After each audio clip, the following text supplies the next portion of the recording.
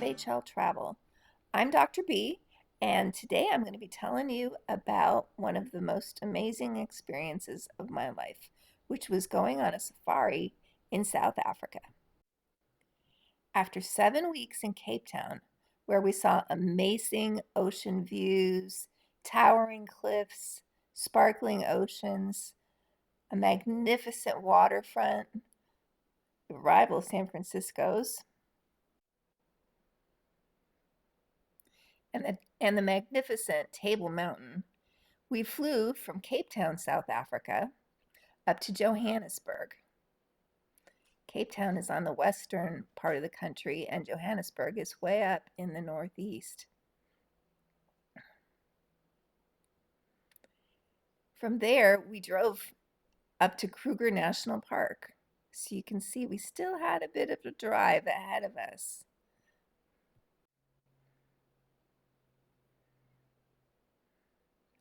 First heading west and then north into Kruger. At Kruger, we drove into the Skakuza Rest Camp, which is located right along the Sabe River. There are some newer resorts there, but this is the one we stayed at. You can see African-style huts inside of Kruger National Park, and I took this slide from a website that is still alive today, where you can learn a lot. But the goal of safari is to be able to spot the big five: the lions and the leopards, the giraffes, the water buffalo, and everything else you can imagine between them. But seeing them in their natural habitat is the prize. After a drive with our group in our African adventure van, we ended up at the park. On the way, you pass a lot of the crops that they're growing there. I believe that was sugarcane and plantains. And that's the countryside. And of course, they're big soccer fans. That's one of the safari vehicles that you can drive in, which is the kind we took. But there to greet us at the entrance to the park was a little old leopard. He was just sitting there doing his job. Like, gate entry was his main job, although he was sleeping on it.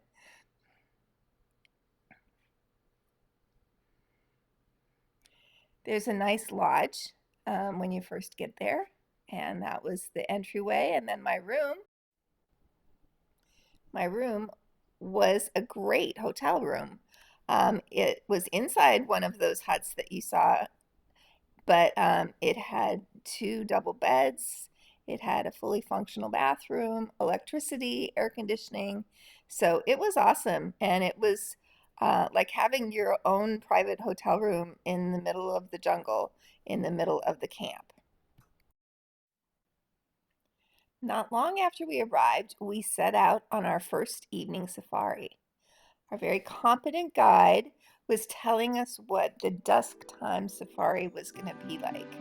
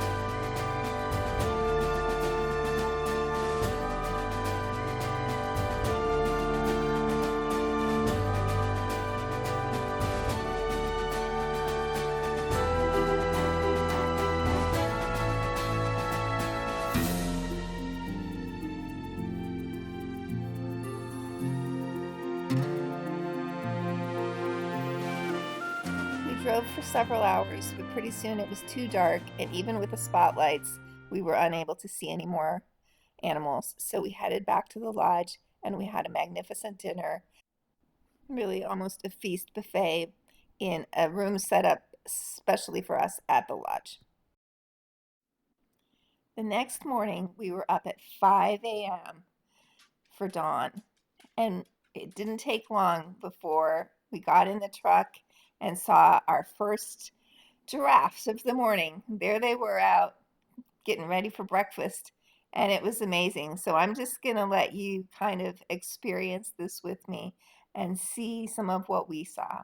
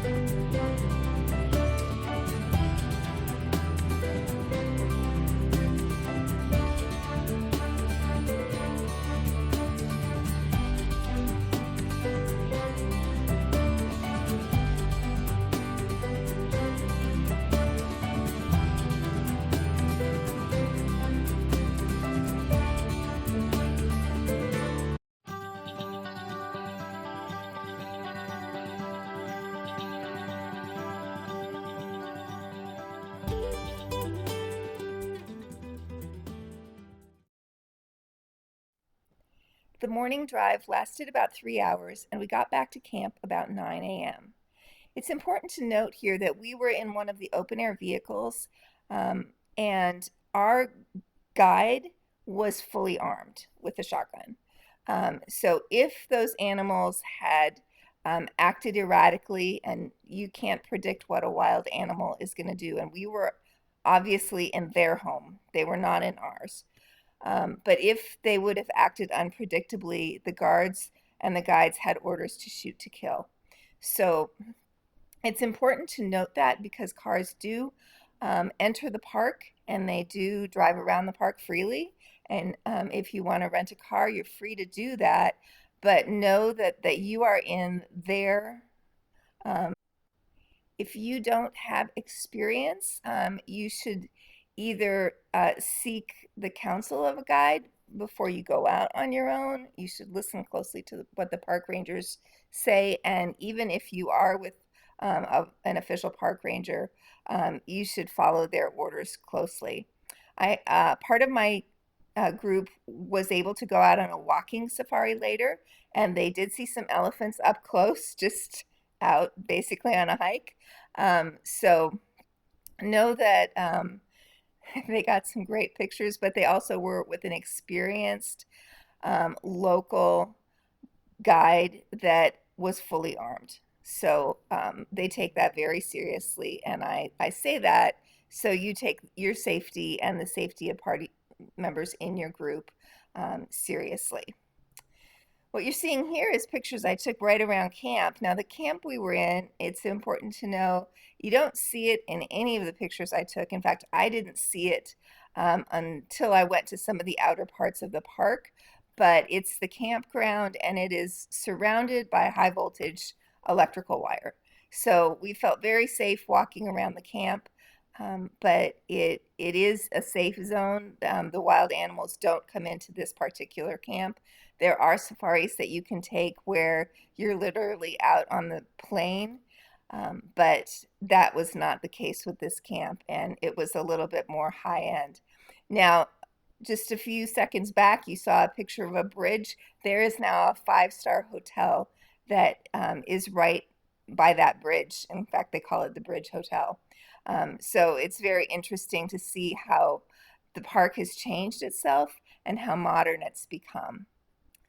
After we had breakfast in a little buffet area, um, I just went and sat by the river, and some of my party had walked down one of the trails along the river shore, and we got to see some magnificent creatures that we didn't have to drive anywhere for. This hippopotamus was one of them, and she was guiding her baby across the river. They were going left, and it was quite sweet just to watch them walk by and pop up out of the water. At first, you look at them and you think, "Is that really what we're seeing?" And sure enough, it is. So it was really, really special.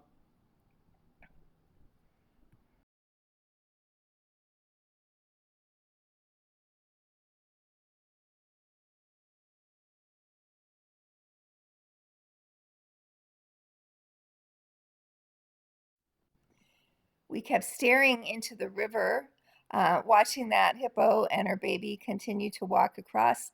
And one of the members of the party said, "I think I see something further down there in the bush," because they were quite a distance away. And you can't really sometimes make out what's happening in the bush. So you pay close attention. There's the fancy, the bridge where the fancy hotel is now. But there's a kuru right there. So he was across the river.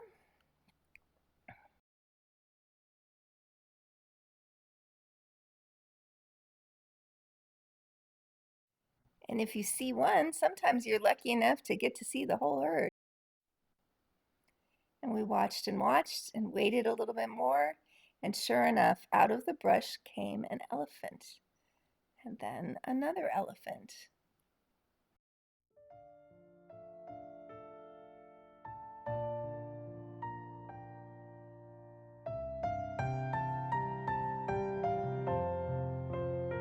And before we knew it, we realized there was a whole herd of elephants that decided to cross the river that afternoon too, and we just happened to be there.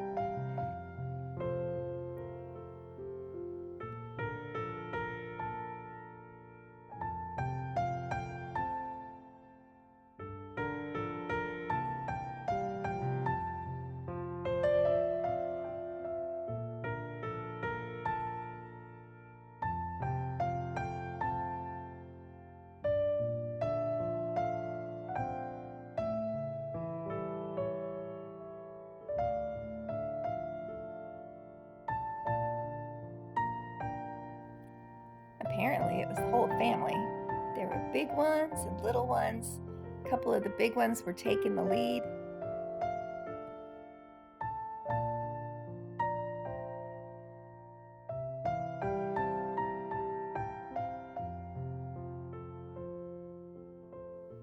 And the little ones, they were staying close to their mama and their papa.